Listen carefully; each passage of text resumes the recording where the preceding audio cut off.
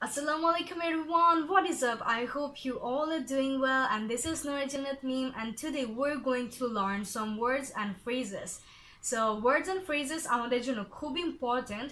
আমরা যদি আমাদের স্পিকিংকে একটু বেটার করতে চাই, আমরা যদি আমাদের স্পিকিং ইমপ্রুভ করতে চাই, একটু স্মার্ট করতে চাই, তাহলে আমাদের অবশ্যই এই ওয়ার্ডস অ্যান্ড ফ্রেজেসগুলো জানা উচিত। কারণ আমরা বিভিন্ন সিচুয়েশনে বিভিন্ন রকম করে কিন্তু আমরা এই ফ্রেজেসগুলোকে ইউজ করতে পারি, তাতে করে আমাদের কথার মধ্যে অনেক ভ্যারিয়েশন আসে অ্যান্ড আমাদের স্পিকিংগুলো অনেক স্মার্ট হয়ে যায়, অনেক ইমপ্রুভ হয়ে যায়, একটু হাই লেভেলে চলে যায়। সো দ্যাটস ওয়াই আমাদের এই ওয়ার্ডস অ্যান্ড ফ্রেজেসগুলো জানা উচিত। অ্যান্ড আর দেরি না করে let's start the lesson today and welcome to 1 Minute English with me.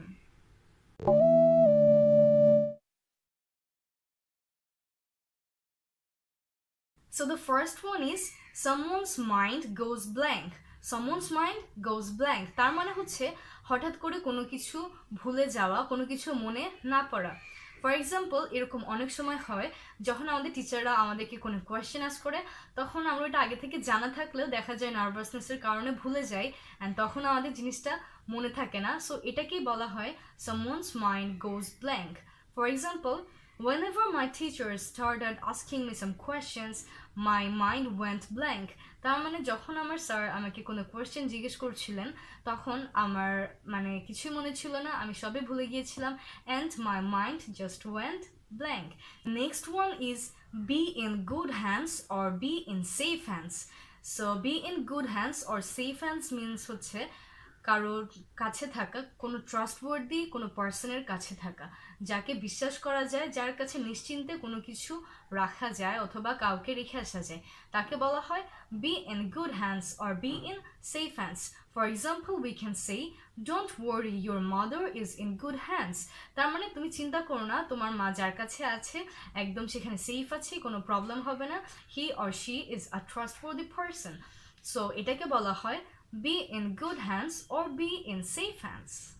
The next one is a slip of tongue. That means a mistake made while speaking. মানে আমরা যখন কথা বলি, ভুলক্রমে কোনো একটা কথা বলে ফেলি, সেটাই হচ্ছে a slip of tongue. For example, we can say that I made a mistake, it was actually a slip of tongue.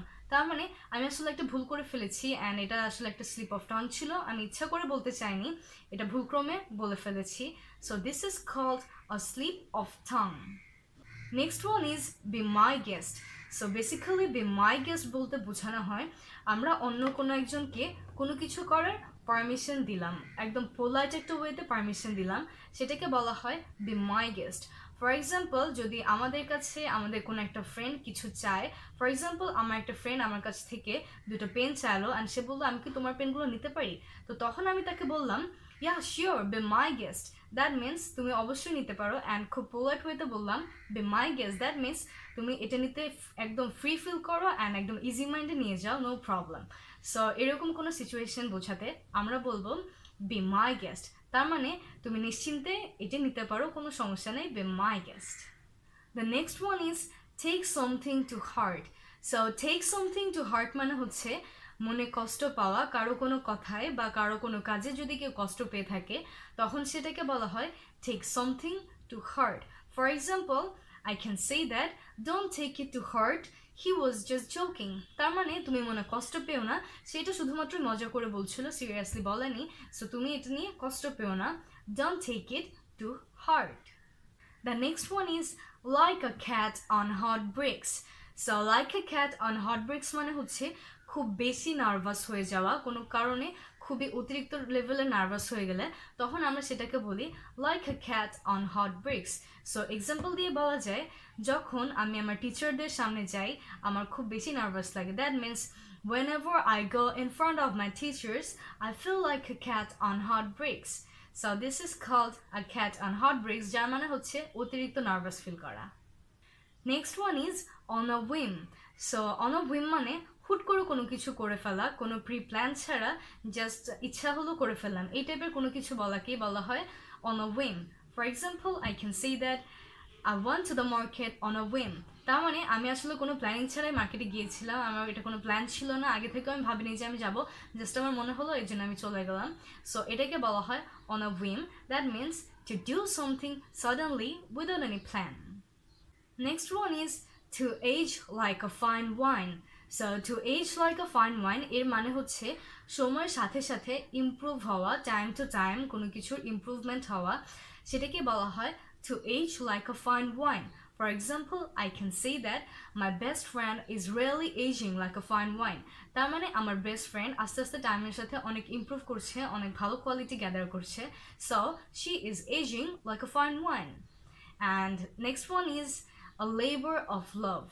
So a labour of love মানে জাস্ট নিজের কোনো কিছু করতে ভালো লাগে এর জন্যই করি, এটার রিওয়ার্ডে আমি কি পাবো না পাবো সেটা ভাবি না, শুধুমাত্র আমার একটা জিনিস করতে ভালো লাগে এর জন্য আমি এটা করি। আমি ভাবি না যে এটা করলে কি হবে, এটা করলে আমি কি ফল পাবো, বা আমি এটা করে কি কি করতে পারি, সেগুলো আমি ভাবি না, জাস্ট শুধুমাত্র একজনের ভালো লাগে এর জন্য সে কাজটা করে, সেটাকে বলা হয় a labour of love.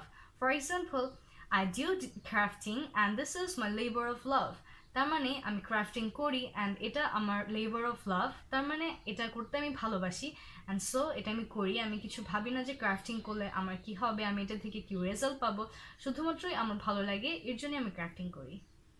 Now there is a win-win situation or a win-win solution or a win-win deal. So a win-win situation এই কথাটার মানে হচ্ছে যে কোনো একটা কাজে সবারই যদি লাভ হয়, যে গ্রুপটা এখানে ইনভলভড সেই গ্রুপের প্রত্যেকেরই যদি লাভ হয় তখন সেটাকে বলা হয় আ উইন-উইন সিচুয়েশন। দ্যাট মিনস সবারই লাভ, কারো এখানে কোনো ক্ষতি হয় নাই। ফর এক্সাম্পল, আমরা একটা টিম হিসেবে কাজ করছি অ্যান্ড এটা সাকসেসফুল হয়েছে, so this is a win-win situation. That means আমরা সবাই এটা থেকে উপকৃত হয়েছি। And the last one is play it safe. So to play it safe এর মানে হচ্ছে কেয়ারফুলি কোনো একটা কাজ করা, রিস্ক থেকে বেঁচে থাকা। সো এটাকে বলা হয় to play it safe. For example, whenever you go swimming, it's better to play it safe and not to go in deep water. তার মানে যখন আপনি সুইমিংয়ে যাবেন এটার সেফ থাকা ভালো, যে আপনি বেশি গভীর পানিতে না গিয়ে যেখানে কোম্পানি আছে সেখানেই থাকুন। So just play it safe, তার মানে সেফলি থাকা। So that's all for today, and just keep practicing these words and phrases in your speaking and just notice your improvement. So that's all for today. Take care and Allah Hafiz. If you are new in this channel, then subscribe the channel and press the bell icon so that you don't miss any of the lesson from next. And jodi apnader kono problem thake, then let me know in the comment section and I'll make a tutorial on that topic. So that's it. Take care. Allah Hafiz.